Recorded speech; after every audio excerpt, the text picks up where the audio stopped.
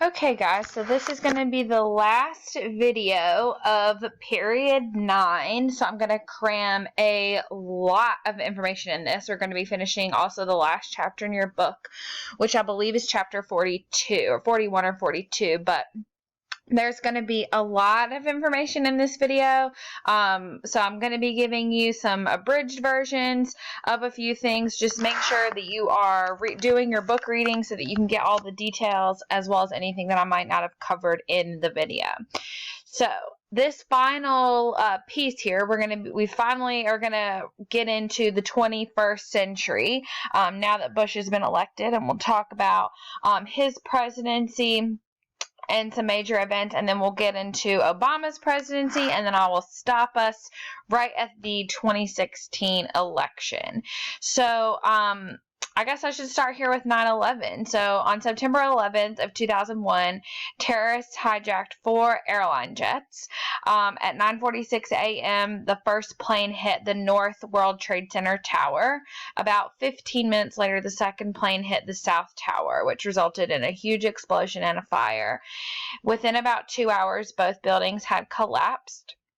But at 9:37, a third plane crashed into the Pentagon in Arlington, Virginia, outside of D.C., and a fourth plane crashed into a field in Pennsylvania because the passengers, I do believe that flight was United 93, but the passengers fought back actually against the hijackers.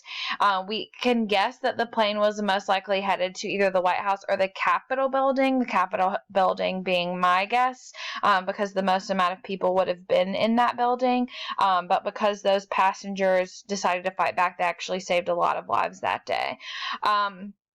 So over 3,000 deaths occurred as a result of all of the coordinated attacks on 9/11, making it the deadliest attack by a foreign enemy in U.S. history, because only about half that number died at Pearl Harbor, which is really the only other thing that we could compare this to. So Osama bin Laden, who is the leader of Al-Qaeda being an Islamic terrorist network, radical Islamic terrorist network out of Afghanistan, took the credit immediately. He cited his reasons as, hating the United States, and the reasons for that have often been debated, but the largest reason is probably our presence in the Middle East and our alliance with Israel. This terrorist or other terrorist organizations had targeted Americans before this. We know of the previous U.S. Embassy bombings in Kenya and Tanzania, as well as there had been a bombing of the World Trade Centers in 1993, but that one was obviously not nearly as severe as this. Immediately, the division that the 2000 election had caused kind of eliminated across the United States. Tragedy breeds unity, and that's definitely what happened here after 9/11. Immediately, President Bush declared a war on terrorism. In October of 2001, Great Britain and the United States began attacks on the Taliban, and they quickly collapsed, and many leaders were captured or killed. But Osama bin Laden would be at large for another 10 years. He was finally killed under Obama's administration, and we'll get to that when we get to Obama. But right after 9/11, letters containing anthrax spores were also mailed through the U.S. postal system, which also killed 5 people. So really, we're living in a time of high paranoia. Everyone was freaking out. I remember, obviously, 9/11. I was in the 5th grade, and I remember the anthrax thing. Everybody was very afraid to open their mail. I remember my parents wouldn't let me get near the mail. It was crazy, but the stock market completely crashed and plunged, and as soon as the New York Stock Exchange did open back up, it was closed for about a week. Travel obviously declined. Every major airline and travel company is going to take a major financial hit during this, because obviously less people want to fly. Several airlines went bankrupt and had to get massive bailouts from the federal government. So after this, we're going to see, like I said, that war on terror begin. So that's going to happen with 3 major pieces. The first is the USA Patriot Act, which is actually an acronym But I'm not going to make you know what it stands for, as long as you know the Patriot Act. This was signed into law in October of 2001, which forced citizens to forfeit some of their rights, but also strengthens the government's ability to gather information and convict suspected terrorists. Hundreds of suspected terrorists have been charged, and approximately half have been convicted under information gained from the USA Patriot Act. In 2005, however, this law, which is a very broadly sweeping, limit to many of our rights, which at the time, people didn't know all the details, but they knew that it was going to be a violation of their privacy in some ways. But living through that tragedy, everyone was okay with that. They were like, well, I don't have, I can't tell you how many times I heard it. I don't have anything to hide, so it's fine if they have access to my information. I don't care about that as long as we are safe. So a lot of people were willing to give up their rights for security, but what we found was that the law was really allowing, more abuses to take place, of not even people who were terrorists or who even had contact with terrorists, but pretty much anyone that anyone being involved in a terrorist organization had ever met or known, like fifth cousins who they have never even met or whose name they don't even know would be captured and interrogated and sometimes tortured under the and it was all declared on the up and up on the Patriot Act. So that was somewhat rewritten in 2005 and has come under more revision since then. Bush is also going to declare in his 2002 State of the Union address something called the Axis of Evil, which was 3 countries that he said that we needed to be the most concerned about and the most worried about, and those were Iraq, Iran, and North Korea. Iraq, because of our recent interactions with them. Iran, obviously we don't have a great relationship with them, and North Korea, once again, obvious reasons. Kind of surprising, though, probably who should have been in that Axis of Evil group was actually Saudi Arabia, who gave these terrorists in 9/11 passports to get into the United States, and knowing what they were planning. But Saudi Arabia has a lot more money than any of these other countries, so they were never really much of a target and haven't really got a lot of blame from the government's point of view. And he'll also institute the Bush Doctrine. And so the Bush Doctrine says that there's no difference between a terrorist and someone who fosters a terrorist. So if your country is hiding or allowing confirmed terrorists to live there, then we'll treat your government as a terrorist cell themselves. So we're going to practice preemptive strikes against perceived threats to American security, acting alone if needed. And we also thought that it was our duty to spread freedom and democracy in these new locations. So this is going to get us involved in quite a few conflicts, including the war in Afghanistan, as well as the war in Iraq. So let's talk about the war in Iraq. In mid-2002, the UN began focusing its attention on Iraq, right? It's one of those countries in the axis of evil. And the U.S. and other groups like the Great Britain and other intelligence agencies had gathered information that Iraq was holding weapons of mass destruction, WMD, and had the ability to produce more.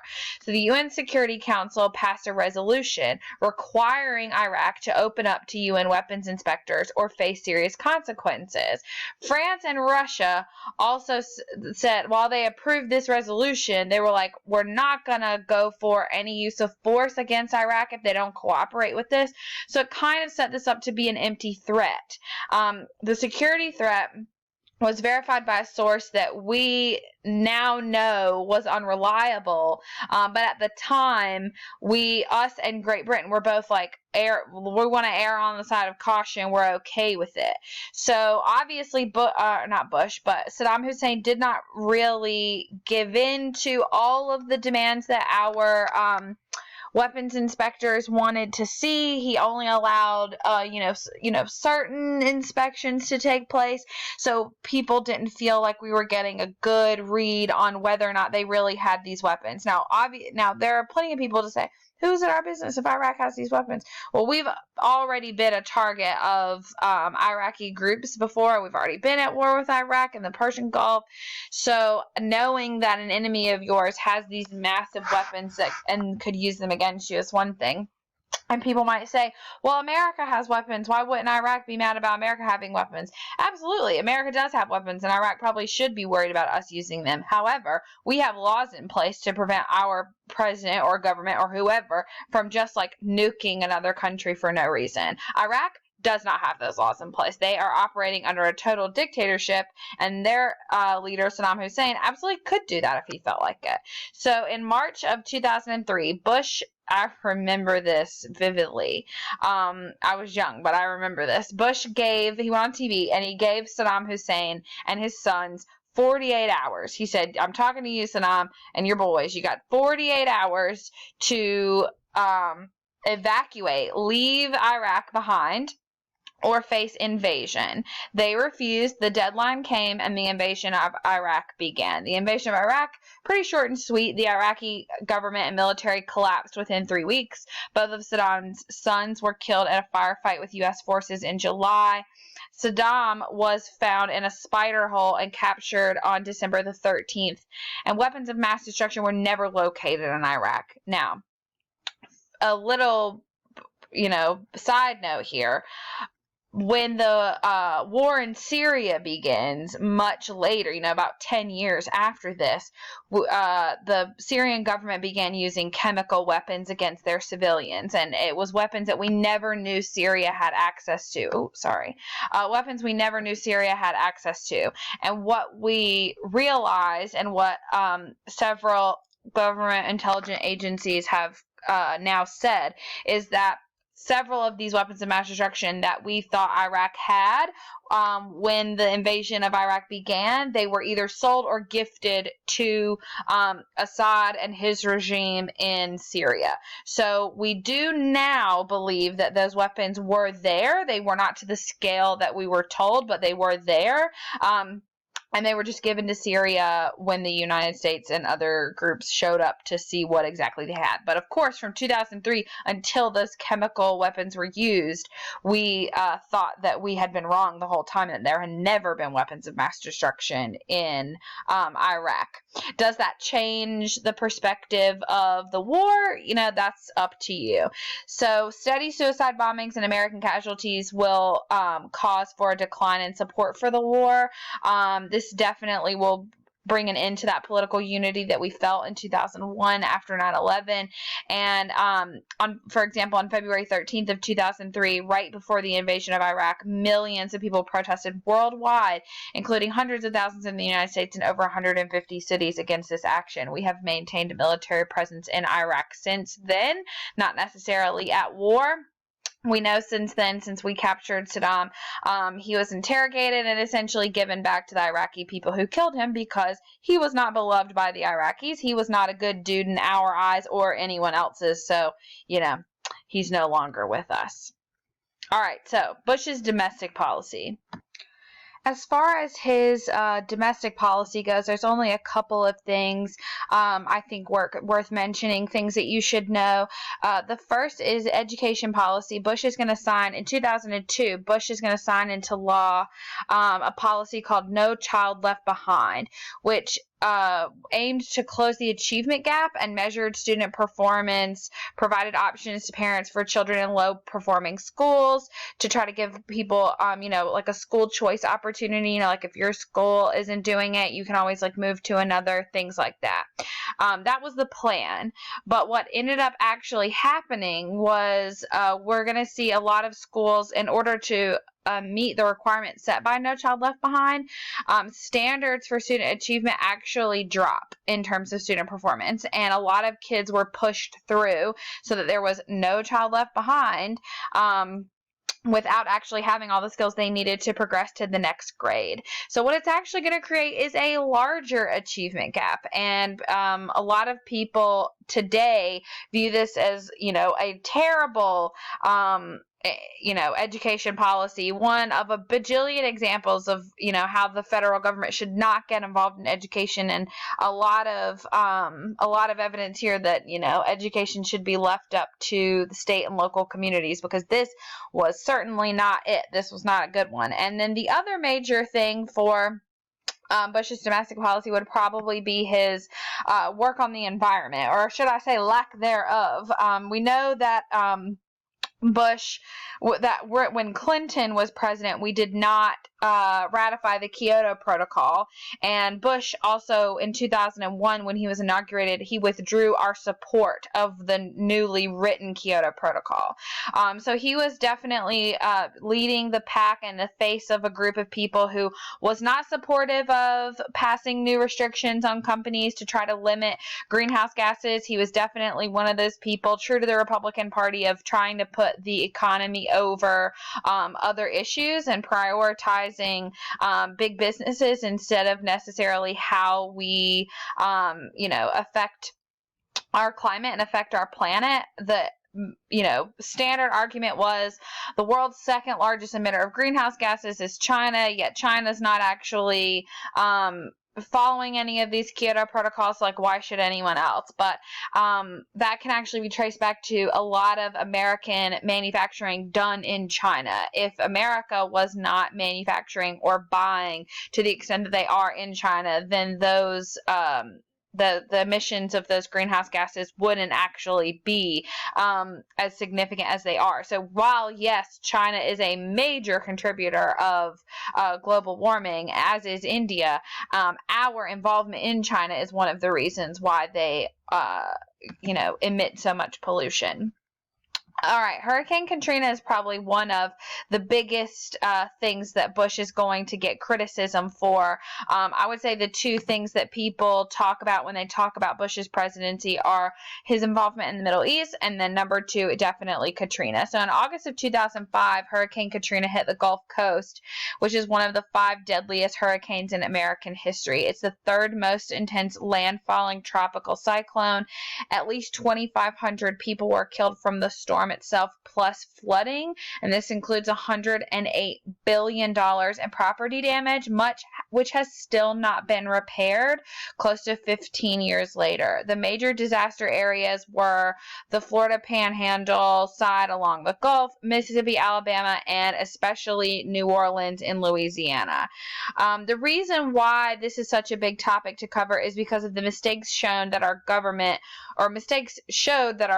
was just not prepared or equipped to handle a natural disaster like this one, which is bad because that's like the government's whole job. Mistakes made on the state and federal level. As far as the state of Louisiana, the governor of Louisiana, Kathleen Blanco, made many, many mistakes. She ordered the evacuation of New Orleans, but made no arrangements for the 120,000 poor, elderly, or sick people living near the city center. New Orleans is below sea level and shaped like a bowl, so people living in the city center are at the highest risk of flooding, and that's where the poorest and most at-risk people live. She also would not give control of her National Guard over to the president, so no one was called out to stop looting when that began. Looting wasn't even addressed until 5 days after the hurricane had happened. As far as mistakes on the federal level go, a lot of those are going to be placed on FEMA, which is the Federal Emergency Management Agency. The media is really going to influence the people's perception of blame here. And people thought after 9/11 that the government would have figured it out, like how to handle a disaster like this. But this really showed that it couldn't. And Bush was really criticized for taking the situation too casually. And it showed that he just expected FEMA to handle it, but FEMA didn't know what they were doing. The head of FEMA at the time was a man named Michael Brown.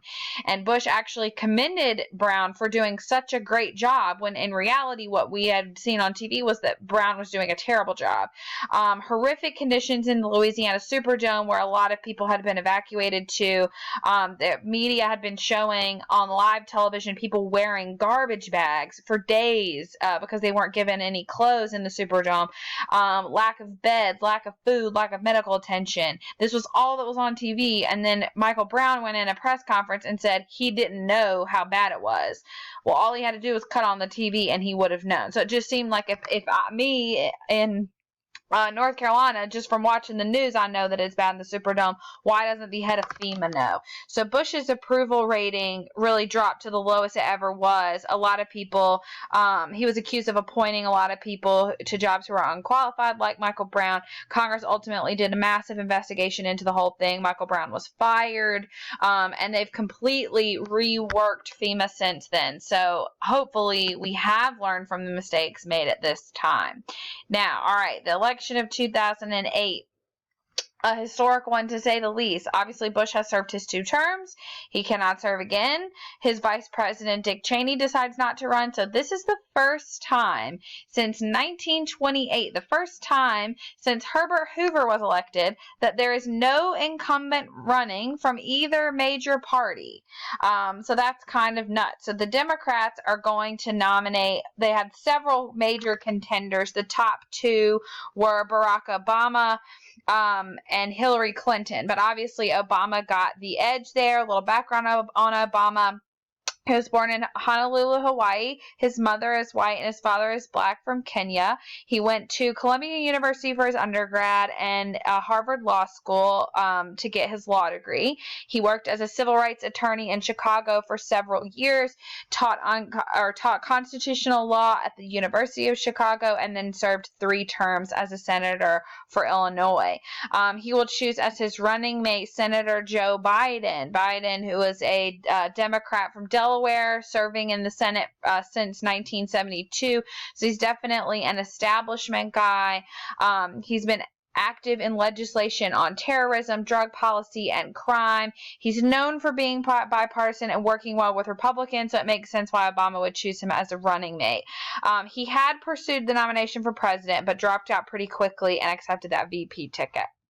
There was some convention controversy revolving around superdelegates and a lot of fighting. Hillary Clinton really trying to scratch and claw her way into getting that nomination, but ultimately it did not work. As for Republicans, they're going to nominate Senator John McCain, who is a senator from Arizona. Background on him, he graduated from the U.S. Naval Academy in 1958, became a naval aviator in the Vietnam War. During a bombing mission in 1967, he was shot down and badly injured and held as a POW in Vietnam for 5.5 years. During those years, he was severely tortured. He had his arms broken so many times that later in life, he could not raise them above his head due to improper healing of the bones. If you ever saw pictures of him or video of him like waving at people, he couldn't raise his arms really above, parallel with his shoulders. He was finally released after the Paris Peace Accords in 1973 and came home. He worked in the House. He worked in the Senate. He was definitely considered to be a maverick. He had that reputation because he often went against his own party to follow his own beliefs or values when he felt that was necessary. Even, long after the 2008 election, that was something that he was known for. After Trump was elected, he had no problem criticizing Trump or his, going against his party when it was things he didn't believe in. For his vice presidential candidate, his running mate, he chooses Sarah Palin, who is the governor of Alaska. She's only the second female vice president to ever be nominated and the first for Republicans. Background on her, she's the 1984 runner-up Miss Alaska. She went to the University of Idaho, where she majored in journalism and then got a job as a sports reporter in Anchorage. She got elected to city council in Anchorage, then mayor, and then governor. She gained similar attention for calling out members of the Republican Party for ethical violations and things of that nature. So she and McCain certainly had things in common, so it makes sense that she would also be chosen as his running mate.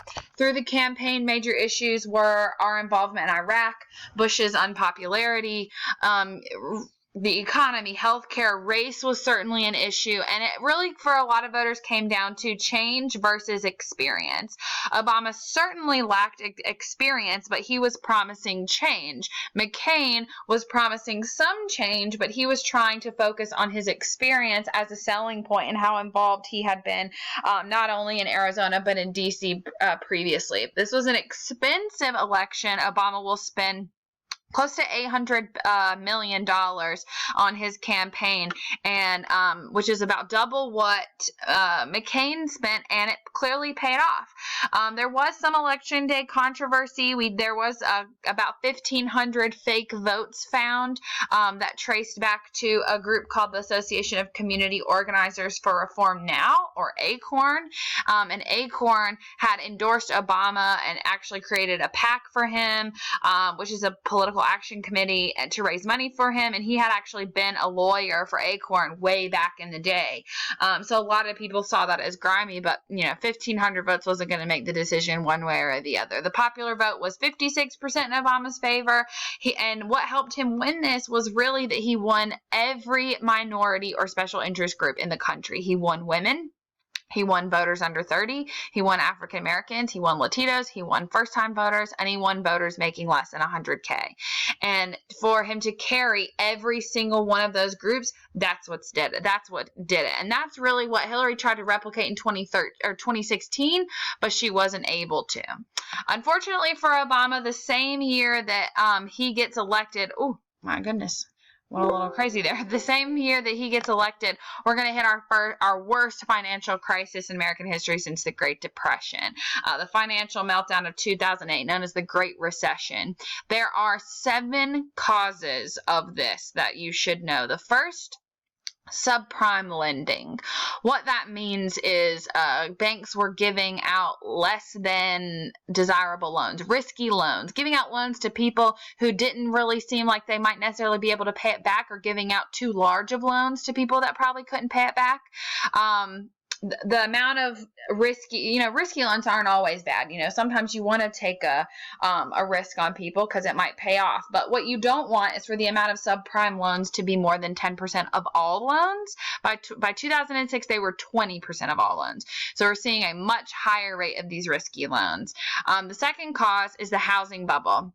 Between 1998 and 2006, housing prices went up 124%. People started refinancing their houses, and when the bubble popped, prices started dropping, making it more difficult for people to refinance or sell, opening it up to a buyer's market, which isn't necessarily bad. It's just the rate at which things dropped, it was a problem. In 2007 alone, there were 1.3 million foreclosures. 2008, 2.3 million. By 2009, really by August of 2009, 9.2% of all homes in America were either delinquent in their payments or under foreclosure. By September, that number had gone up to 15%. So things were getting very bad very quickly. The third reason, credit conditions. The Federal Reserve, had lowered interest rates after 9/11 to help things along and make it easier to give out loans, but unfortunately it made it easier to give out risky loans, which is one of the reasons why that subprime lending took place. Fourth reason, fraudulent practices. Banks were actually giving out loans so bad that it was literally illegal, just for them to make more money. 5, predatory lending. Banks were going after people who could not afford things, targeting groups who were not truly capable of paying back these loans, hitting them with this low interest rate, but then right before closing would jack up the interest rate, which is basically fraud. So they were literally committing crimes when they did this. But remember, when we repealed the Glass-Steagall Act and we started to roll back a lot of that under Clinton, and then we rolled back a lot of that banking regulation under Reagan, now banks can do all this and no one knows it. They're not really being paid any attention to. The sixth reason is all of that deregulation that I just mentioned, passing all of these rules and, or I guess I should say undoing all of these rules and allowing banks to essentially govern themselves has never paid off well, and it didn't pay off well here. And then the seventh reason is massive increased debt. Banks are putting themselves into way too much debt, meaning they're giving out way more loans than money they actually have. And they were able to do that because of that repeal of Glass-Steagall. The top 5 investment banks in the United States combined had a debt of $4.1 trillion. And all 5 of those banks were either sold, declared bankrupt and liquidated, or were bought out and became commercial banks. So the impact of this, the stock market plummeted. The Dow fell 50% in just 17 months. The only other time it's been worse than that was the Great Depression. Like I said, those major financial institutions like banks went under. Huge global effects. By 2009, every major country saw at least a 15% drop in their gross domestic product. And then growth in developing countries saw a significant slow as well. As far as our economy goes, unemployment got up to 10%, which is the highest it had been since before Reagan. The average amount of hours worked also was cut to the lowest it had been since Johnson was president. Patent applications flatlined, which shows that we're seeing no innovation, no growth. The wealth of 63% of Americans went down. 77% of the wealthiest families in the United States saw a decrease in their total wealth. So how do we handle it? How do we fix it?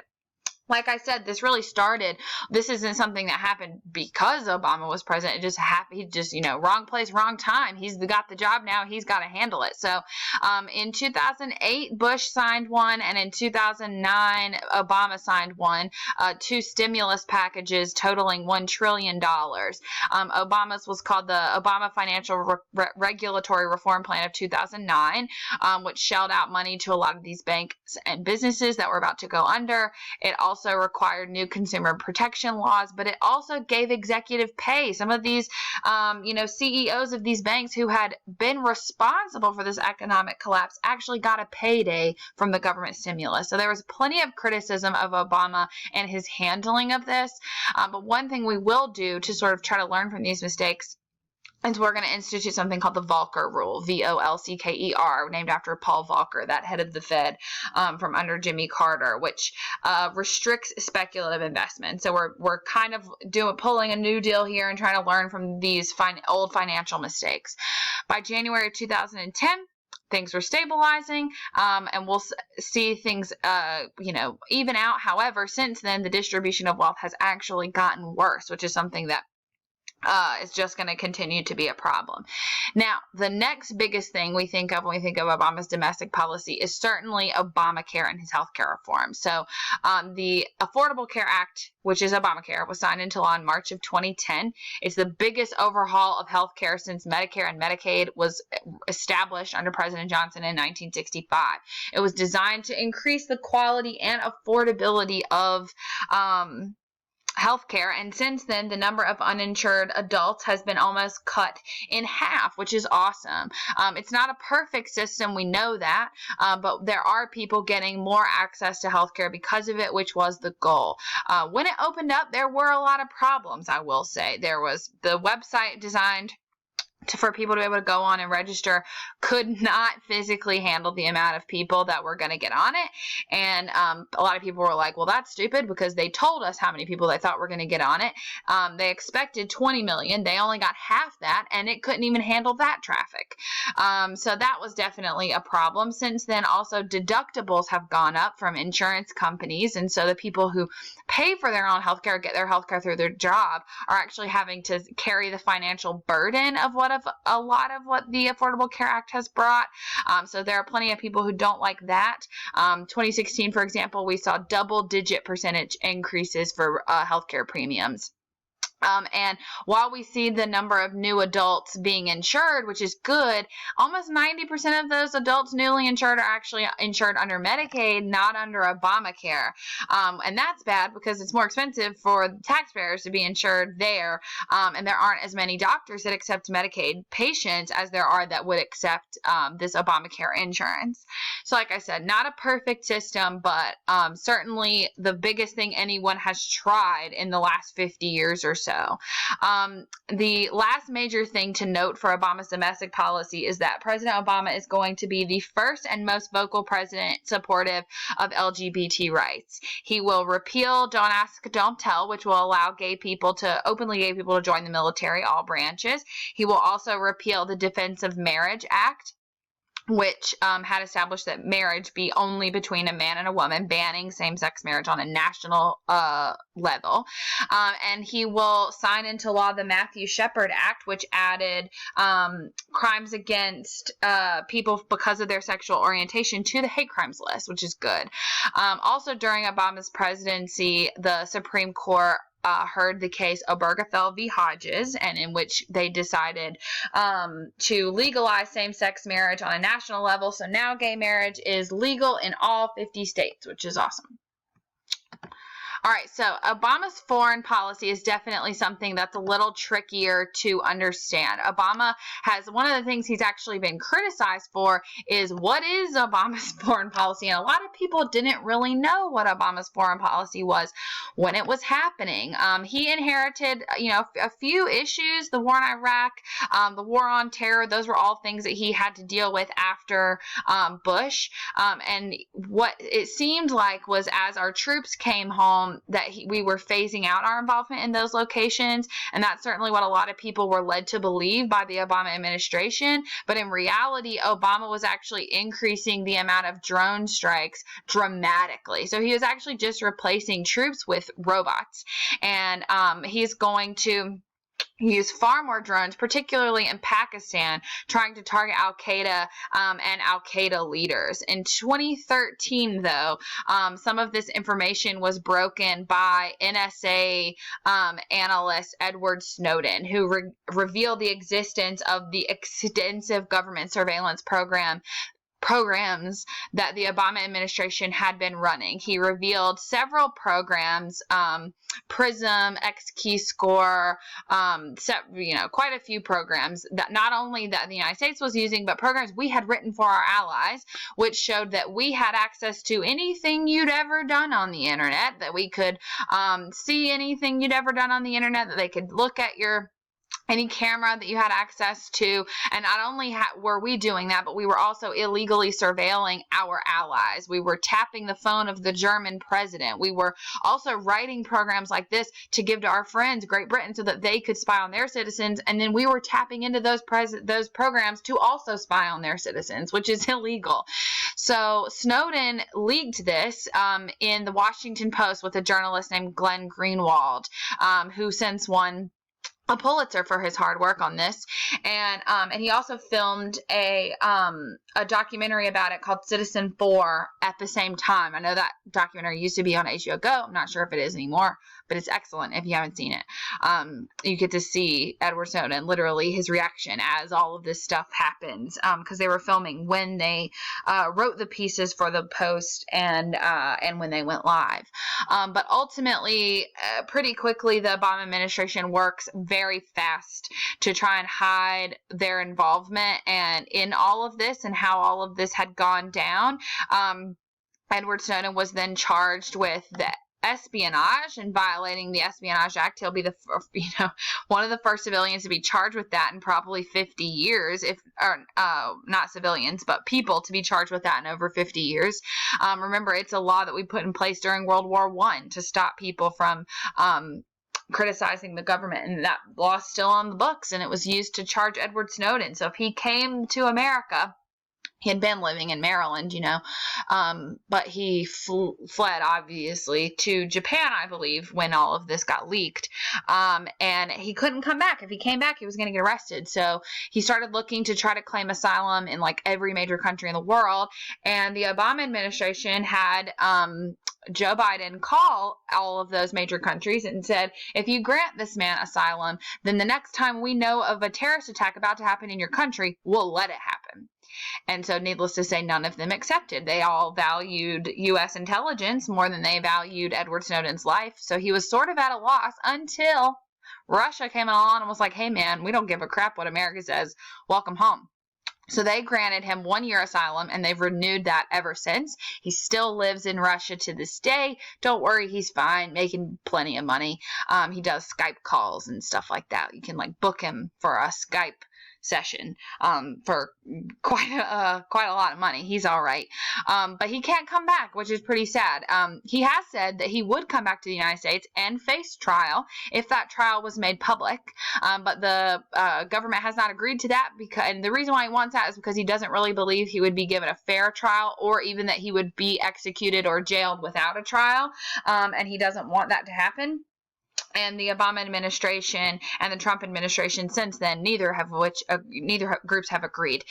So he will likely remain in Russia for the time being. Fun fact, he does have a Twitter. He only follows one account on Twitter, and it is the NSA, the agency he worked for, that he found out was doing all of this illegal stuff, which is kind of funny. All right, last slide ever. Okay, the election of 2016, something you should kind of remember, so it should be easy to go over. Obviously, Obama can't run for a third term, so Republicans and Democrats each are going to nominate someone completely new. Republicans nominated Donald Trump, who is a real estate mogul out of New York. He'll be the first president without any prior experience either in public service or the military.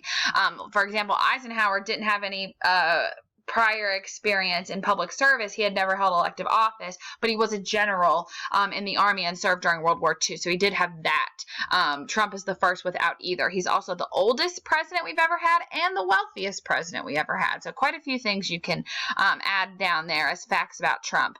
He only had one real competitor during primaries, which was Texas Senator Ted Cruz.